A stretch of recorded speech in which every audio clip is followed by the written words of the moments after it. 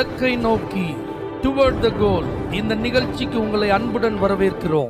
Praise the Lord. ஆண்டவராகிய இயேசுவின் இனிய நாமத்தில் இந்த புதிய நாளிலே உங்கள் எல்லாருக்கும் அன்பின் வாழ்த்துக்கள். யோபுவின் புஸ்தகம் 23ஆம் அதிகாரம் 12ஆம் வசனம். அவருடைய வாயின் வார்த்தைகளை எனக்கு வேண்டிய ஆகாரத்தை பார்க்கிலும் அதிகமாய் காத்து கொண்டே. நல்ல கவனிங்க, யோபுவின் காலத்தில் வேதாகமம் கிடையாது. நம்முடைய கருத்தில் இருப்பது போல தேவனுடைய வார்த்தைகள் தமிழ்ல இன்னும் எத்தனையோ மொழிகளில், குறிப்பாக ஆங்கிலத்திலலாம் பல வேர்ஷன்ஸ்ல இருக்கு. அந்த மாதிரிலாம் ஒண்ணுமே கிடையாது. ஆனா அன்னைக்கே தேவனோடு அவருக்கு நல்ல ஒரு நெருக்கமான உறவு, அவருடைய வார்த்தைகளை கேட்டு பழகின ஒரு அற்புதமான அனுபவம் இருந்ததுனால அவர் சொல்றாரு பார்த்தீங்களா, அவருடைய வாயின் வார்த்தைகளை எனக்கு வேண்டிய ஆகாரத்தை போல காத்துக்கும்.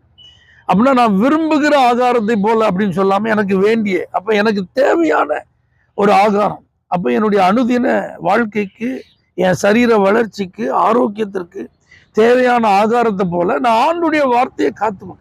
அதனால வாழ்க்கையில எல்லாத்தையும் இழந்த போதிலும், துன்பத்தின் உச்சத்துக்கே சென்ற போதிலும், என்ன நடக்கிறது என்பதை அறிய முடியாத ஒரு நிர்பந்தமான நிலை ஏற்பட்ட போதிலும், அவனுடைய நண்பர்கள் மூலமா ஏராளமான குற்றச்சாட்டுகள் அவர் மேல சுமத்தப்பட்ட போதிலும் அவரால் தைரியமா இருக்க முடிஞ்சது.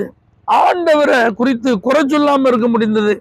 ஆண்டவர் நிச்சயமா தன்னுடைய வாழ்வில் ஈடுபடுவார், அவர் சர்வ வல்லவர் என்பதை நம்ப முடிந்தது. அவர் உயிரோடு இருக்கிறார் என்று அறிக்கையிட முடிந்தது. நான் அவர் செய்யறது தடப்படாது என்பதை அறிந்திருக்கிறேன் என்பதை உள்ளத்திலிருந்து அவரால் வெளிப்படுத்த முடிஞ்சதுங்க.